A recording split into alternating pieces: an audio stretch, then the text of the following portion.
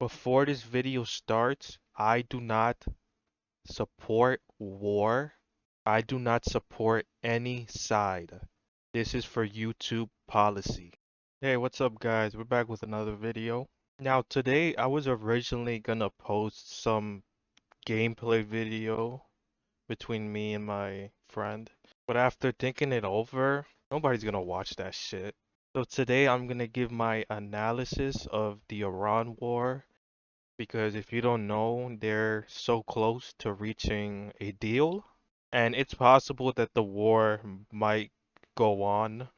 But I'm just gonna give my analysis on the first quarter of the war.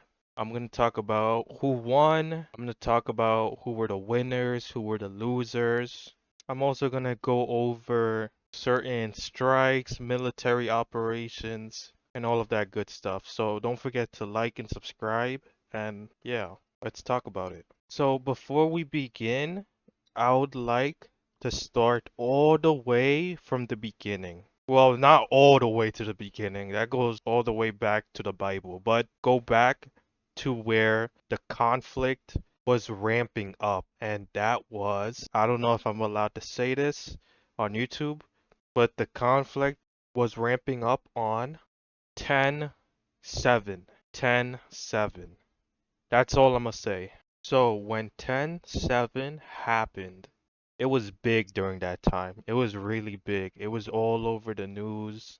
And during that time, I really had no clue about the Middle East. The only knowledge I had about the Middle East is there were terrorists in the Middle East, like groups, militant groups, and America, well, I fell into the establishment narrative at the time because I had no clue what was going on there.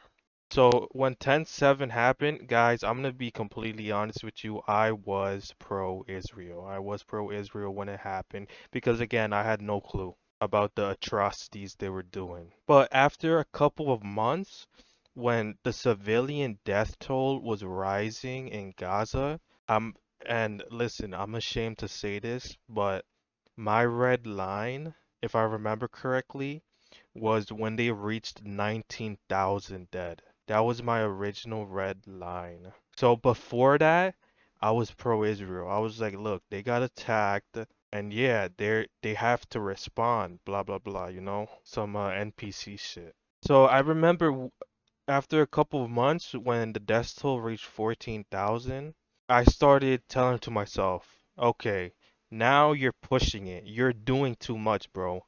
What are you doing? I was starting to turn. I was starting to turn. I was saying like, what the fuck are you doing? Like now you're just killing civilians. And then at 19,000, that was my red line. I was like, okay, I'm done. What are you doing? You have to stop. And then after that, they just kept on continuing. They just kept on continuing. And then literally after 2 years, a Harvard report came out saying that the death toll could be near 500,000. And it's just sad. And guess what? They really fumbled the bag. They really fumbled it because everybody, when that event took place, everybody was pro-Israel. Everybody was pro-Israel. And they really fumbled it. They fumbled it by being war criminals. They literally could have prevented this whole great, quote unquote, great noticing. They could have prevented all of this if they would have, um, if they would have went into Gaza for like 1 month and then asked for a ceasefire. That's it. They literally, bro, I'm telling you right now, they really fumbled it. Now the whole world is against them. This could have all been prevented if they didn't kill so many civilians. If you don't know, and like okay, I'm not good. They have been committing atrocities, atrocities, and the media was not covering it.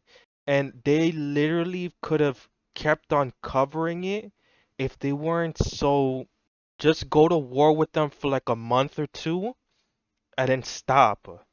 accept the ceasefire, and then that's it. And then guess what? Like 60 or 70% of the people who were pro-Israel, they would have kept them.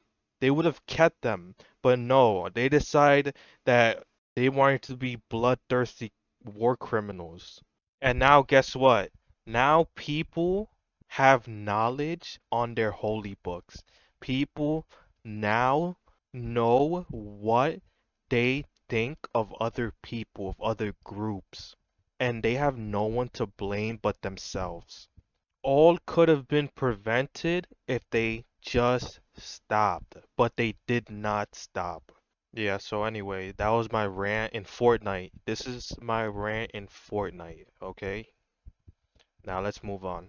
So yeah, after that happened, the United States and Israel, they decide to get active. From late 2023 to early 2025, the United States and Israel starts their behind the scene offensive. Now, I'm saying behind the scene because the news, the mainstream media, they try to tell you that, oh, it's not a big deal. It's not a big deal.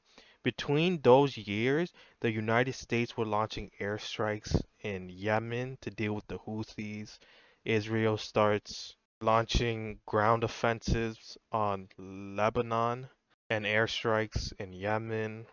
And I believe in like late 2024, a rocket from the Houthis made one of the United States aircraft carrier. I think yeah, it is an aircraft carrier.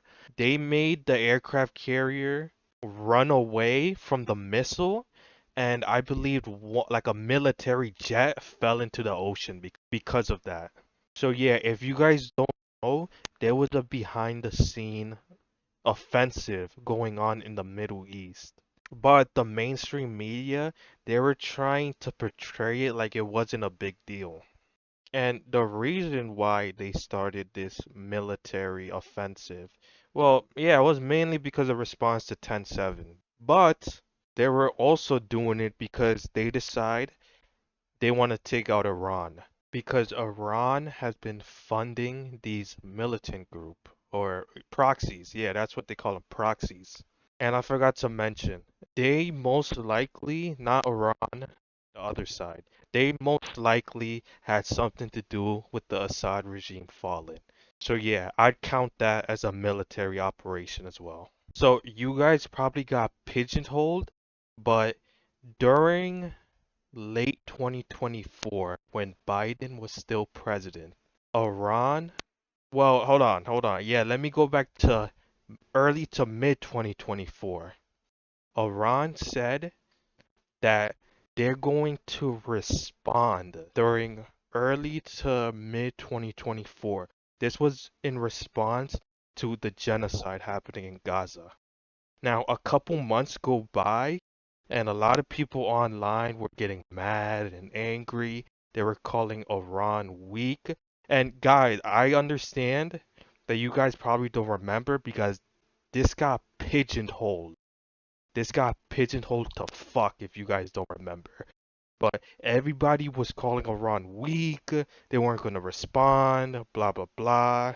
And then during late 2024, I believe in September, Iran attacked Israel during the Biden administration. You guys probably forgot. So they launched 200 missiles, I believe, at Israel during late 2024 when the US election was still going. Now Biden told Israel not to respond, and Israel did not respond. And everybody was celebrating on Twitter.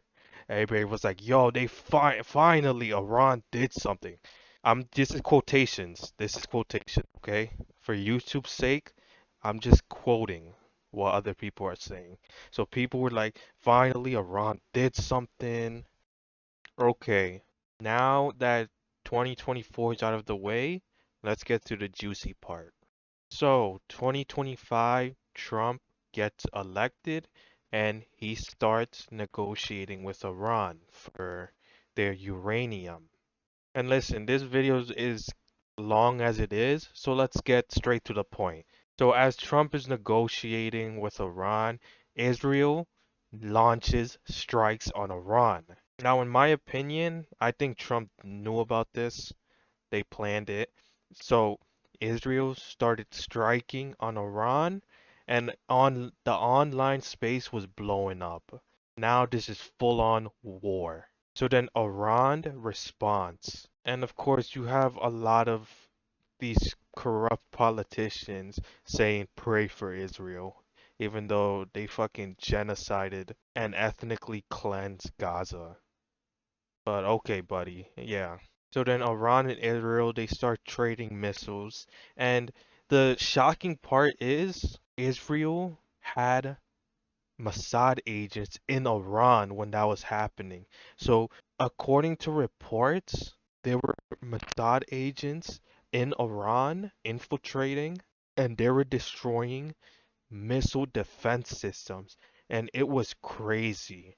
It was so when the news came out of that, this was happening during the middle of the 12-day war. The event I'm talking about right now is the 12-day war. That's what it's originally named.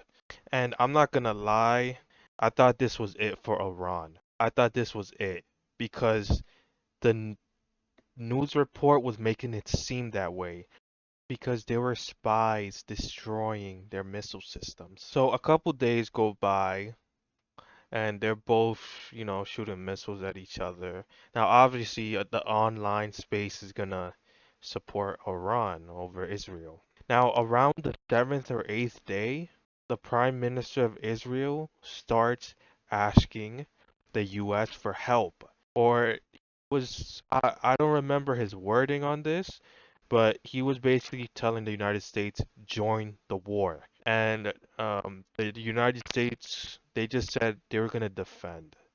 Let's just defend Israel militarily. So yeah, I think around the 11th day, that's when the United States launched Operation Midnight Hammer. Now, this operation, they just airstriked the, what, I think uranium facilities. So they did that, and then Trump immediately was like, okay, ceasefire now. So that concludes the 12-day war in June of 2025. It was really intense, and yeah. Now let's get to late 2025 to early 2026. Now, between December to January, most of you guys will probably remembered, but civil unrest was happening in Iran. It was all over the news. Well, of course it's going to be all over the news. These mainstream media are owned by Zionists. So they were saying that Iran was facing civil unrest. There were riots everywhere across the country, and they were saying that Iran used the kill switch to turn off internet access from the country, and that no information is coming out of the country. So it was really hard for quote unquote journalists to understand what was going on in Iran. So while this was going on, literally, I'm telling you, I'm coming out as a witness. I'm coming out as a witness testimony. By, I'd say, early January or mid-January, the whole internet was, it was botted. Yo, I'm telling you this right now. I'm telling you this right now. This is what I was experiencing. I don't know if anyone else was experiencing this, but the whole social media platform, Instagram, Twitter, TikTok, they were all flooded with anti-Iranian propaganda. They were flooded with them. And I know this. I know this. I know I'm not capping. I'm not lying. When this was happening, I was opening up Twitter, and usually these anti-Israel people, they would get so many likes. They would get, I don't know, like 20, 45,000, 20,000 likes. When this was going on and Elon Musk was like, yeah, let the, Iranian people get freedom, blah blah blah. Bro, these um these anti-Israel counts, which are usually popular, they would get less than 100 likes, less than 200 likes. And usually they would get at least 5,000 likes for each post they because they cover like the Middle East news. So I'm coming out as a whistleblower right now. The CIA was working overtime. They were working overtime. Bro, the whole social media platform was flooded. It was flooded and it was heavily in support of Israel. I'm telling you, yo, I don't know if anybody who's watching this witnessed what happened during that time. Please comment in the on the video because I can't be the only person who noticed this and was shocked. So yeah, before this whole bot flooding thing, people were reporting, and from the Iranian government, they were reporting that Mossad agents were flaming these riots. They were starting these riots in Iran, and they were hoping that the Iranian people would overthrow the regime. And it's pretty much confirmed. I think literally one of the Rothschild, they tweeted this. Or I think I'm wrong. It was some famous guy. He basically admitted it. They were Mossad agents in Iran starting these riots. These riots were not grass rooted. So yeah, next month goes by, February, and the news media start reporting on casualties. Now, I forgot who said it first, but one of the news outlets said 30,000 protesters dead, and then the US politicians were using that narrative. Now, in my opinion, this is cap. This is 100% cap. I don't know where they're getting this information from. There were no Western journalists in Iran at that time. So it's completely made up. Probably CIA probably reported that. So yeah, after that whole CIA Mossad operation failed and Iran didn't get overthrown, they decide enough is enough. And so Israel and the United States, they started launching strikes in early March. Now we're getting to the conflict. Oh, and here's a fun fact. A couple days before the war started, the European Union officially declared the IRGC as a terrorist organization. So I'm just giving a fact right here. So the war officially begins. So at the beginning of the war, Israel and the United States, they start launching strikes. And Trump addresses the nation on this.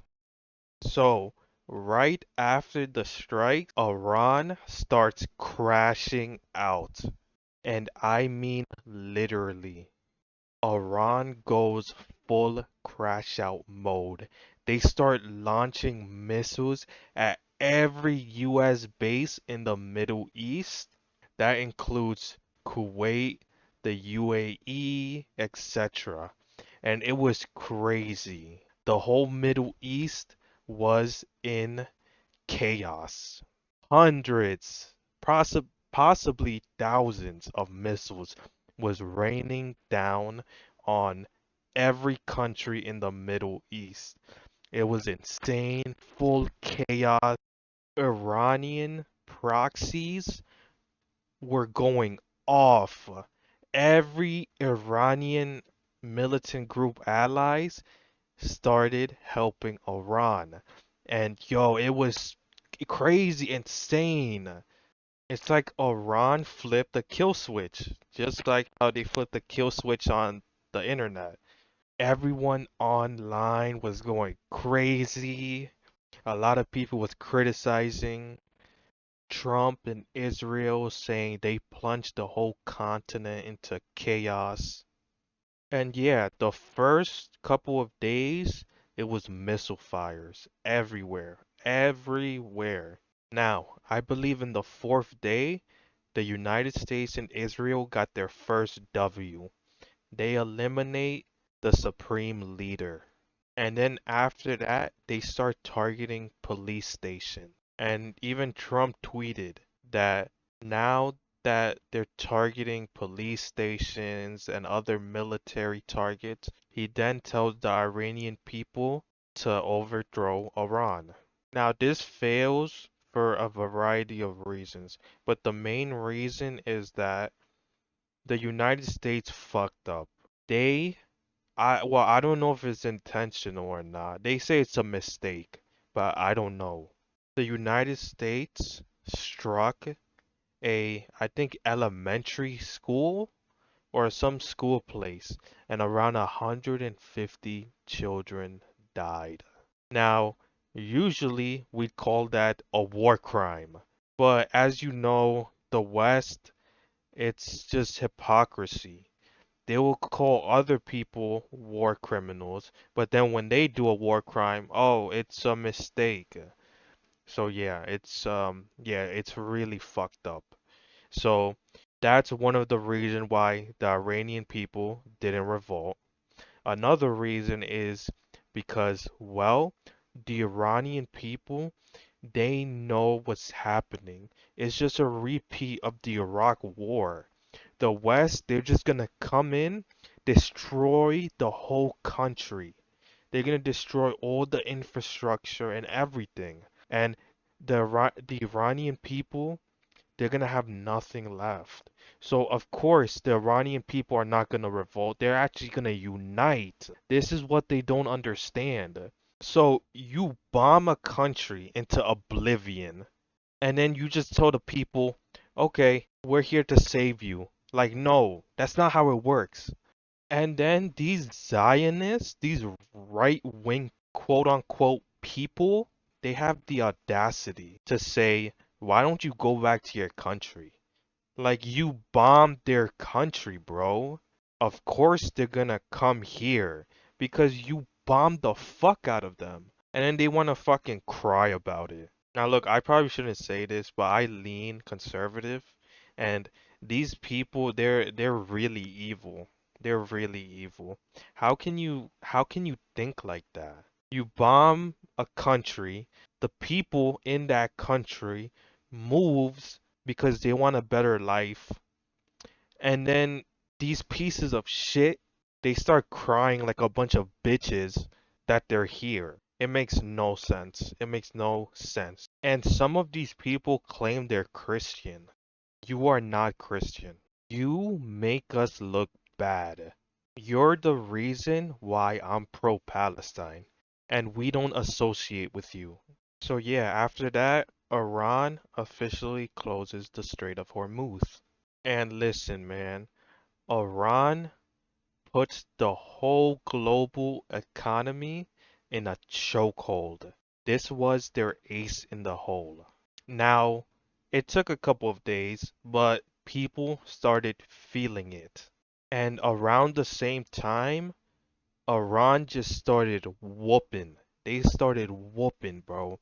So I'm going to list a couple of military vehicles that the United States lost due to the Iran war. Listen, I'm a little bit glazing Iran right now because I'm trying to be real. I'm trying to be real for a second. They start whooping. So here is the official losses. Now, they could be lying. It could be way more than this, but again, I don't know.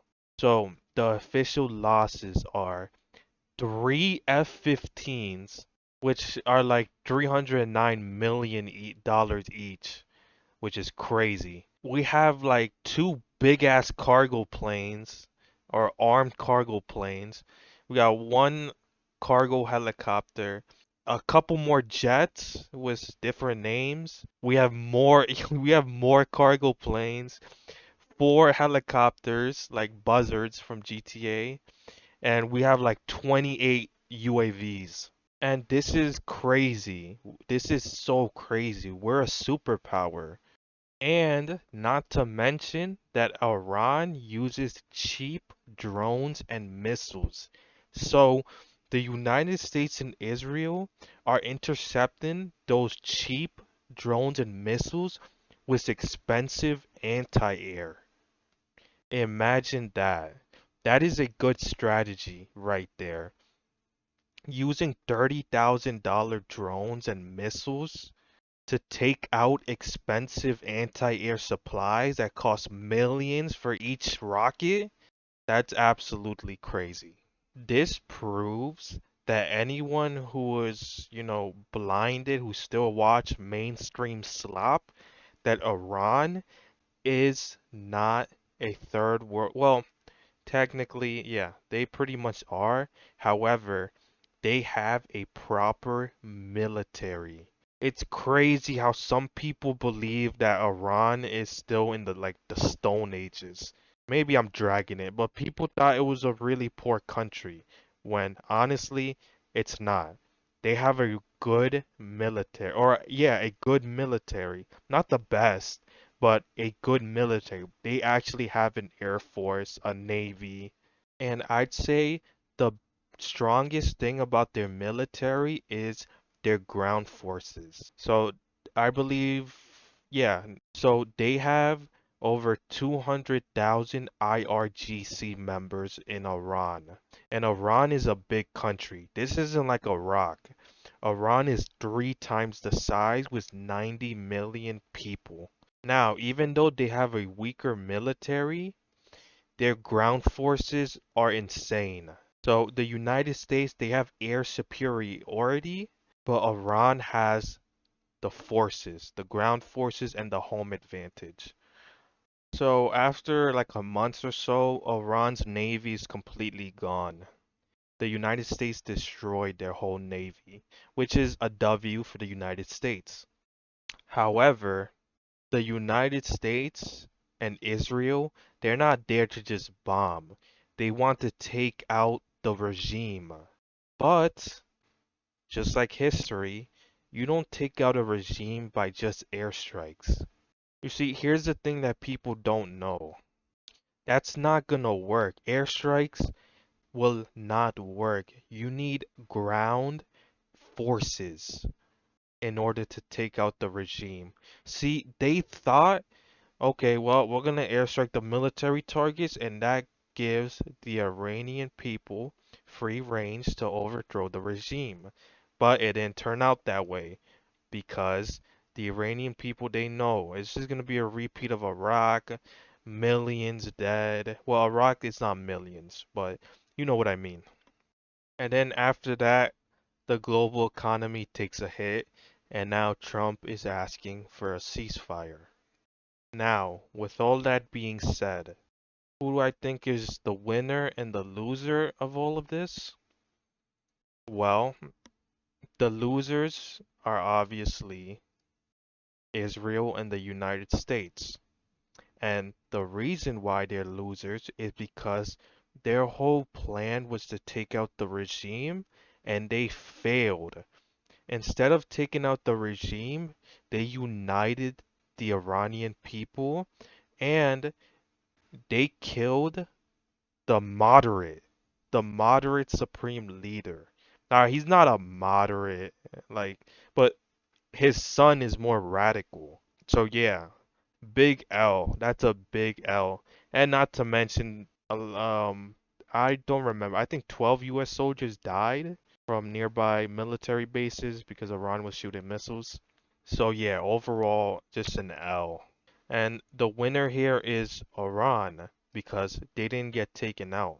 Guys, for Iran, their whole country can be up in flames, but as long as the regime is still in charge, then that's a W for them. They're still in charge. So yeah, overall, the first quarter, I'm giving the W to Iran. They lasted the onslaught. Now, for the sake of YouTube policy, I do not support the Iranian regime. I really don't. However, I'm going to speak my truth. They survived. They survived. So again, I don't support the Iranian regime. I'm just giving out facts. Just facts. And by the looks of it, it looks like they survived. Anyway, guys, this is my analysis of the first Iran war. Now, I'm saying first because they're almost certainly going to fight again in the future. But yeah, other than that, I hope you guys enjoyed this video. Don't forget to like and subscribe. Let me know what you think in the comments below, and I will see you guys in the next video.